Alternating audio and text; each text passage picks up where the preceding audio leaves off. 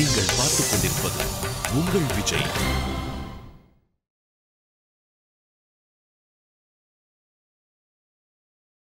Hi and welcome to time pass with me Vignesh Karthik. இன்னைக்கு time பாஸ்ல நிறைய இன்ட்ரெஸ்டிங்கான விஷயங்கள்லாம் பேச போறோம். ஷோக்கு போலாம் வாங்க.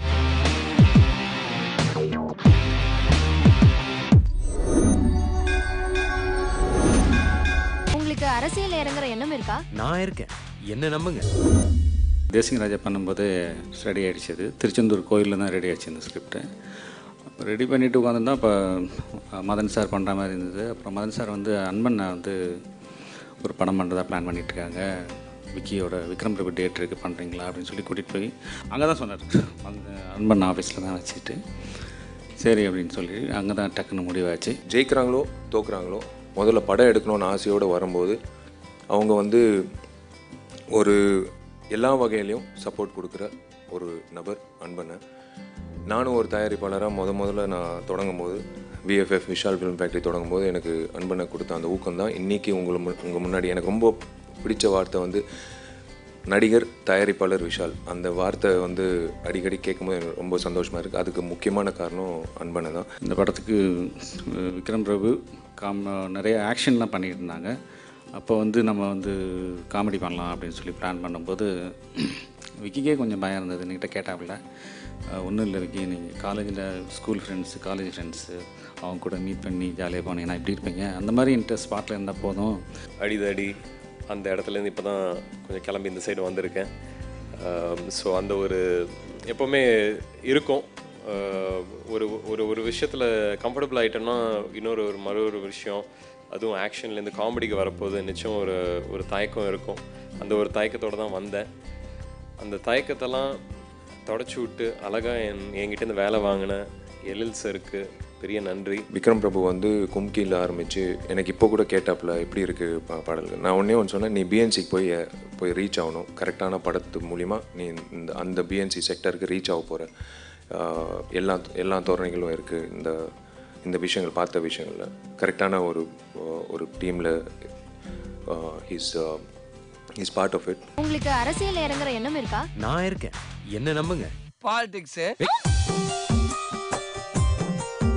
இந்த சிச்சுவேஷனுக்கு ஒரு கவிதை சொல்லட்டுமா? உன் கண்களோ கூலிங் பே. சமத்தெல்லாம் இல்லை. நீ நல்ல குடும்பத்துல பிறந்தவன். ஏவிஎம் சரவணன் சார் மாதிரி கடைசி வரைக்கும் இது ஒயிட்டு மெயின்டைன் பண்ண போதும். ஹீரோ விக்கி, சிவா விமல் கூட நடிச்சு கொஞ்சம் ஜாலியாக இருக்கும். ஃபஸ்ட்டு படம் விக்கி கூட போகிறான். ஒரு பெரிய ஃபேமிலி. விக்கி நம்ம கூட எந்த அளவுக்கு பழுவாப்பில் அப்படின்னு எனக்கு கொஞ்சம் டவுட் இருந்துக்கிட்டே இருந்துச்சு. ஃபஸ்ட் நாள் ஷூட்டிங் போனேன். ஹீரோ வந்துட்டாரான்னு, ஹீரோ வந்துட்டு அங்கே இருக்கார் அப்படின்னாங்க.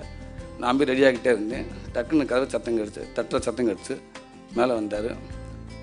சூரி வணக்கம், வாழ்த்துக்கள், எப்படி இருக்கீங்க? நல்லா இருக்கீங்க, படத்தில் ஒர்க் பண்ணோம், சேர்ந்து ஒர்க் பண்ணுவோம். நான் கொஞ்சம் ஒரு 4 படங்கள் கொஞ்சம் அப்படி இப்படி பண்ணியிருப்பேன், கொஞ்சம் ஆக்ஷன் மாதிரி. இது கொஞ்சம் ஃபுல் காமெடி படமாக டேரக்டர் சொன்னார். கொஞ்சம் எனக்கு அப்படியே சின்ன சின்ன விஷயங்கள் சொல்லிக் கொடுங்க, எது லைட்டாக அப்படி சொல்லிக் கொடுங்க, கொஞ்சம் கரெக்ஷன்லாம் பார்த்துங்க, கொஞ்சம் என் கூட ஹெல்ப் பண்ணுங்கன்றார். எனக்கு ஆச்சரியமாக இருந்துச்சு.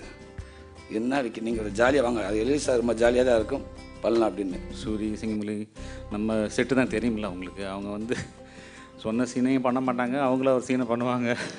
ஏதோ வழக்கமாக ஒரு விஷயம் வந்து சேர்ந்துடும். அது ஒன்றும் பிரச்சனை கிடையாது, வாங்க அப்படின்னு சொன்னேன். அதே மாதிரி ஸ்பாட்டில் ஒரு 2 நாள் மாத்திரம் கொஞ்சம் இதாக இருந்துச்சு, அதுக்கப்புறம் பிரச்சனை இல்லை. என்ஜாய் பண்ணதுன்னா இந்த படம் நிச்சயம்னு சொல்லலாம். ரொம்ப நல்லா இருந்துச்சு டீமே.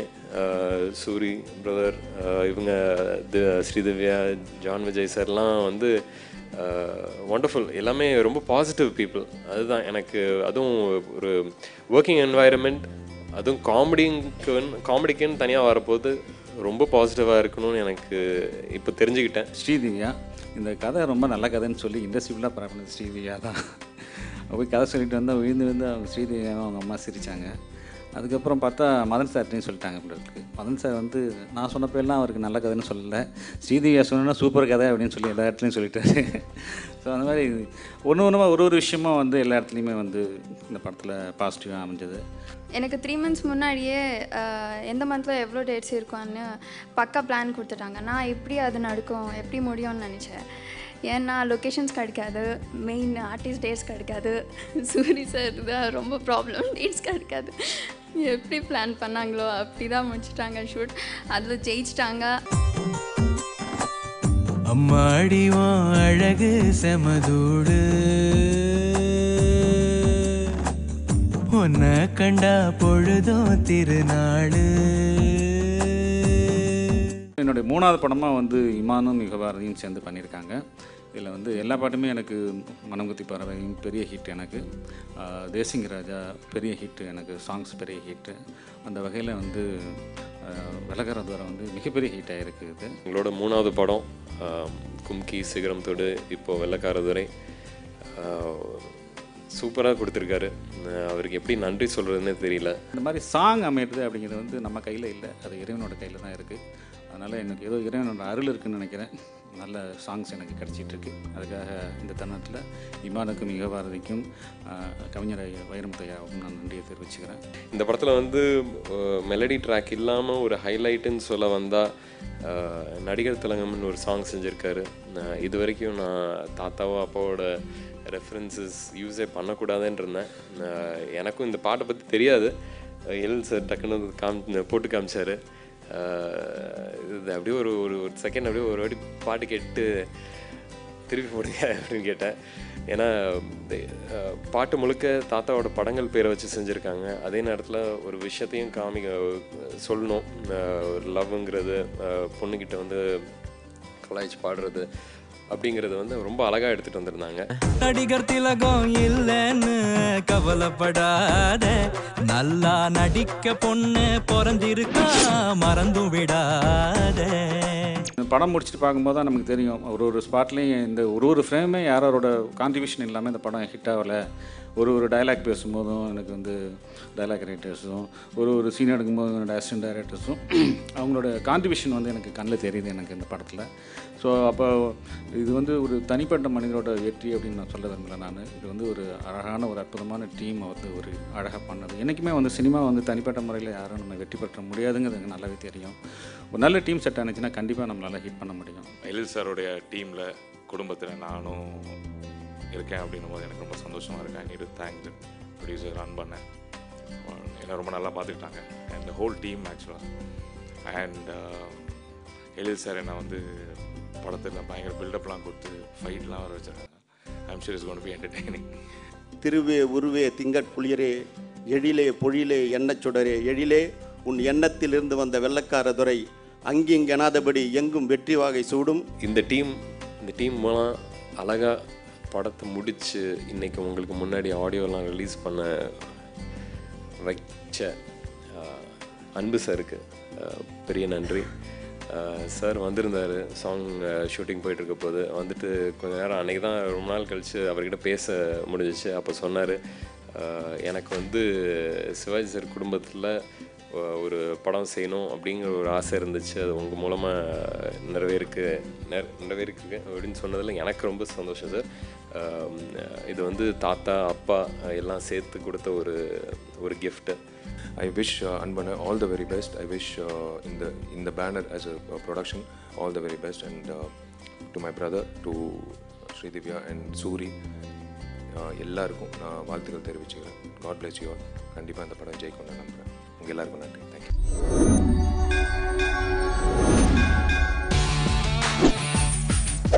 உங்களுக்கு அரசியல் இறங்குற எண்ணம் இருக்கா? நான் இருக்கேன், என்ன நம்புங்க. பாலிடிக்ஸ். இந்த சிச்சுவேஷனுக்கு ஒரு கவிதை சொல்லட்டுமா? உன் கண்களோ கூலிங் பே. சமத்தெல்லாம் இல்ல. நீ நல்ல குடும்பத்துல பிறந்தவன். ஏவிஎம் சரவணன் சார் மாதிரி கடைசி வரைக்கும் இது ஒயிட்டு மெயின்டைன் பண்ண போதும்டா. ஏண்டா மானங்கட்டவனே, நல்ல குடும்பத்துல பிறந்தவன் இப்படி முட்டையை திடித்திம்பானா? அம்மாடிவோ அழகு செமதூடு உன்னை கண்டா பொழுதோ திருநாடு.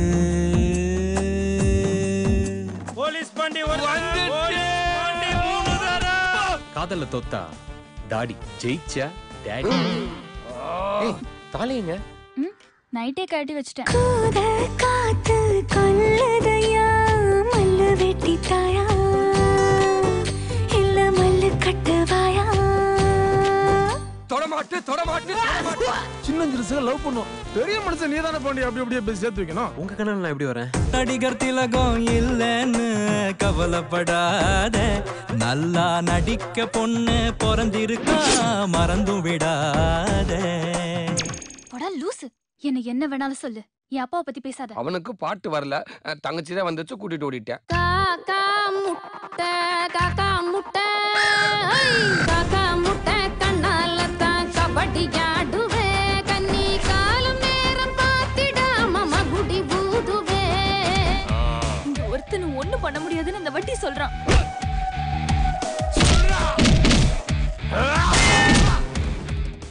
என் மேல அவ்வளவு பிரியமா? உனக்காக என்ன வேணாலும் பண்ணுவேன்.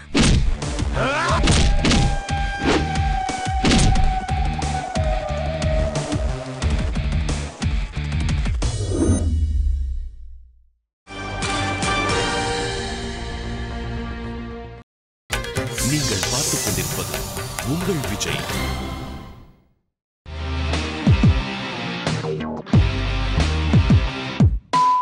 என் பேர் ராஜேஷ் ஆல்ஃபர்ட்.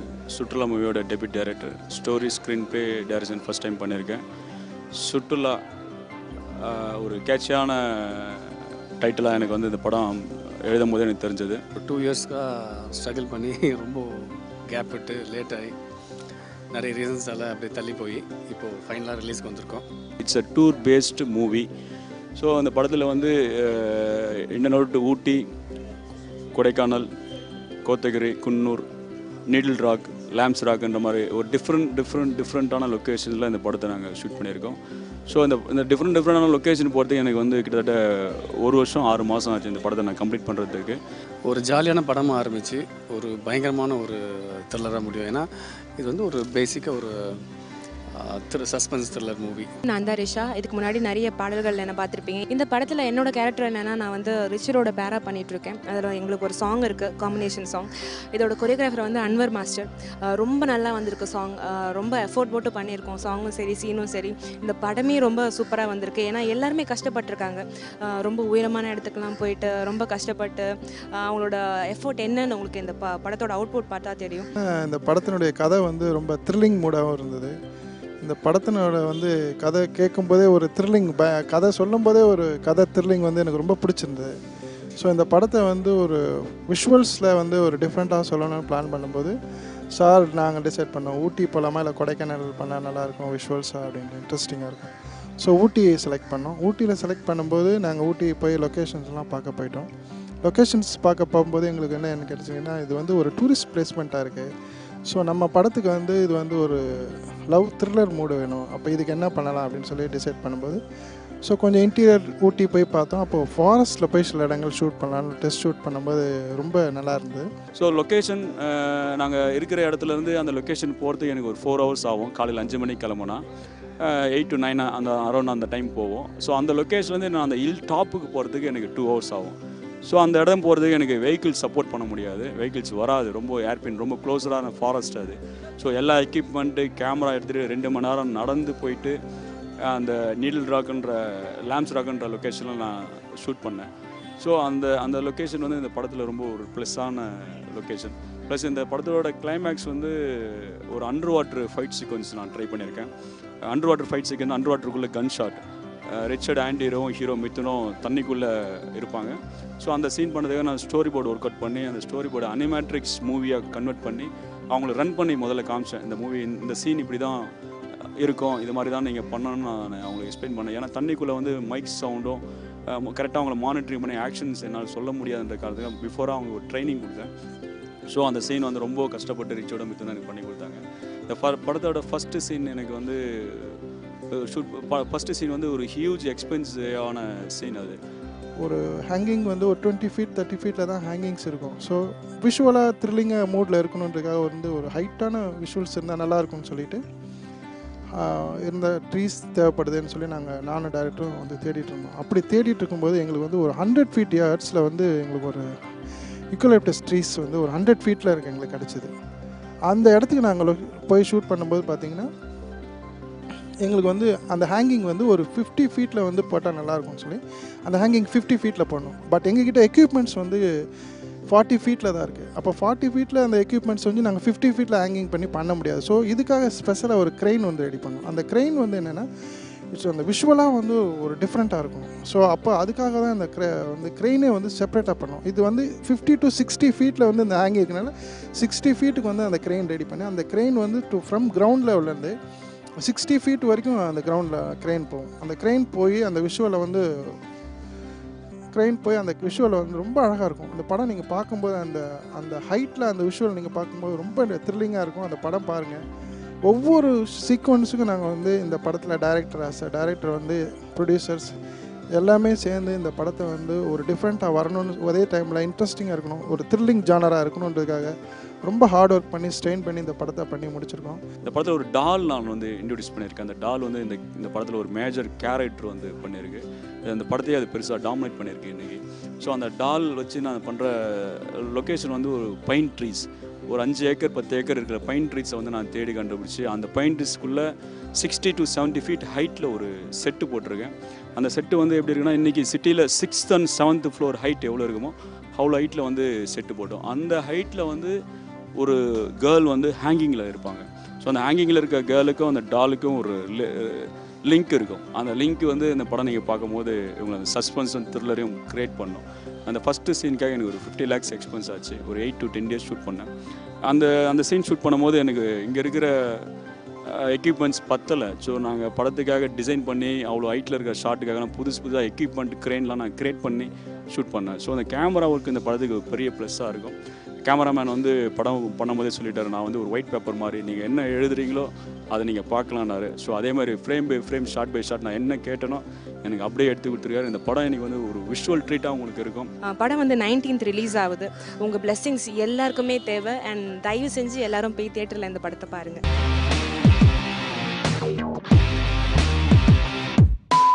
கப்பல் படத்தோட ஆடியோ லான்ச் உங்க எல்லாருக்குமே தெரியும், கண்டிப்பாக தெரியாமல் இருக்கிறதுக்கு வாய்ப்பு இல்லை.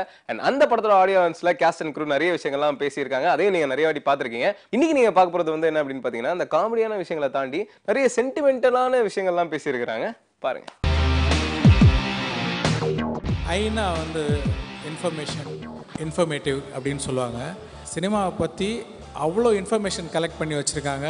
ஸோ அதனால் ஐ ஸ்டுடியோஸ் வச்சுருக்காங்கன்னு நினைக்கிறேன். சங்கர் சார் இந்த படம் பார்த்துட்டு ரொம்ப அப்ரிஷியேட் பண்ணாங்க என்கிட்ட.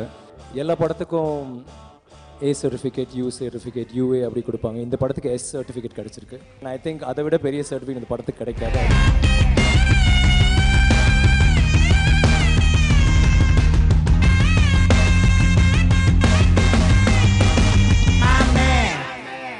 இந்த ஷோவை நீங்க பார்க்கணும் அப்படின்னா நம்ம விஜய் டிவில வர சண்டே அன்னைக்கு எக்ஸ்க்ளூசிவா பாருங்க. என்னடா சொல்ற நீ?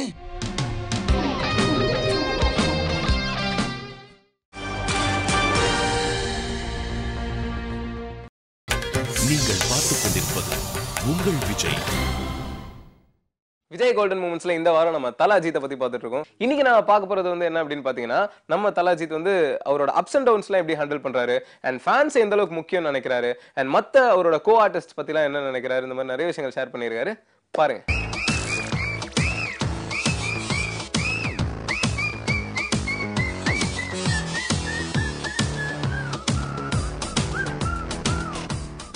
ஒரு பீரியட் பார்த்தீங்கன்னா நீங்கள் எடுத்த டெசிஷன்ஸ் எல்லாமே கொஞ்சம் தப்பாக போன மாதிரி ஒரு சூழல் இருந்தது. ஒரு பக்கம் கார் ரேஸ், சினிமா, கன்ஃபியூஷன், இந்த மாதிரி. இதுக்கு யார் காரணம் அல்லது என்ன சூழல் காரணம்? I own the responsibility. அதுக்கு நான் தான் காரணம். Nobody else. To you think இந்த பப்ளிசிட்டி அண்ட் இன்றைக்கி நீங்கள் கேரி பண்ணிட்டு இருக்க இந்த ஹீரோயிசம் இதெல்லாம் அவங்களுக்கு வந்து is it a burden to your shoulder? ஒரு சில வருடங்கள் வந்து I went through a bad phase. I mean the last கடந்த சில வருடங்கள் நான் I went through a very bad phase. அப்போது நான் கொடுத்த interviews they were misunderstood. Then I decide, சரி அது எக்ஸ்ப்ளனேஷன் கொடுத்துருந்தா அந்த ப்ராப்ளம்ஸ் வந்து அந்த நேரத்துக்கு வளர்ந்துக்கிட்டே போயிருக்கும். ஓகே, அதுக்கு ஒரு முடிவே கிடச்சிருக்கு. ஸோ ஐ டிசைடு, சரி let us shut up. So நான் பேட்டி எல்லாம் கொடுக்காமல் இருந்தேன். அதை வந்து ஒரு சிலர் அட்வான்டேஜாக எடுக்க ஆரம்பிச்சிட்டாங்க. So I thought okay it's time that I should come and set things straight, you know make things very clear. நான் பேசிக்காகவே வந்து ஐ லைக், எனக்கு தனிமை ரொம்ப பிடிக்கும். I want to be alone. And எனக்கு I always hate a problem. For some reason வந்து I always been controversial. என்னன்னு தெரியல. In my case, I had to do I had to say the yes, and I had to say all the no's. So when you say no, it was taken in a wrong sense. In the wrong sense. It's no other good that you have to say no. நான் தான் சொல்லணும், because I don't have anybody else. ஒரு ஸ்டேஜில் வந்து nothing was happening for me. எல்லாமே வந்து படங்கள் வந்து அந்த டைமில் வந்து சரியாக போகலை. பின்ன நான் ரேஸில் வந்து இன்ட்ரெஸ்ட் காட்டுறதா ஒரு குற்றச்சாட்டு. So nothing, because I was not motivated. அந்த டைமில் நான் பேட்டி கொடுத்துருந்தால் கூட நான் எதை பற்றி நான் பேசுவேன், பாசிட்டிவான விஷயங்கள் அப்போ இல்லை என்னோடய வாழ்க்கையில் பேசுகிறதுக்கு. ஸோ ஒரு டிக்னிஃபைடு சைலன்ஸை நான் மெயின்டைன் பண்ணிக்கிட்டேன். ஃபேன்ஸ் அப்படிங்கிற ஒரு பிளெஸ்ஸிங்கான ஒரு விஷயம்தான். எல்லாருக்கும் ஃபேன்ஸ் இருக்காங்க அப்படின்னாலும் கூட சில பேருக்கு வந்து ரொம்ப சீரியஸான ஃபேன்ஸ் இருப்பாங்க. இப்போ நீங்கள் இடையில சில சக்ஸஸ் இல்லாத சூழல் இருந்தப்போ கூட உங்கள் ஃபேன்ஸ் உங்கள் கூட இன்டாக்டாகவே இருந்திருக்காங்க. அப்படி தான் உங்களுடைய ஃபேன்ஸ் தொடர்ந்து இருக்காங்க. இனிமேல் நான் பண்ண போகிற படங்கள் ஃபேன்ஸை வந்து திருப்திப்படுத்தணும். ஏன்னா அவ்வளோ விசுவாசமாக இருக்காங்க என் மேலே, அவ்வளோ வெறித்தனமாக. ஐ owe them something.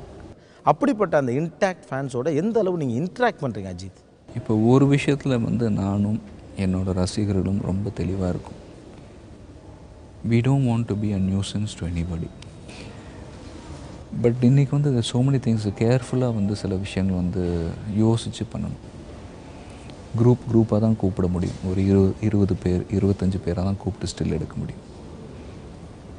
because then it becomes disturbance. Sometimes it sends the wrong signals to people. இல்லை, நான் அவங்கள வந்து என்றைக்குமே நான் ஒரு பகடுக்காயை நான் யூஸ் பண்ணதில்லை, பண்ணவும் மாட்டேன்.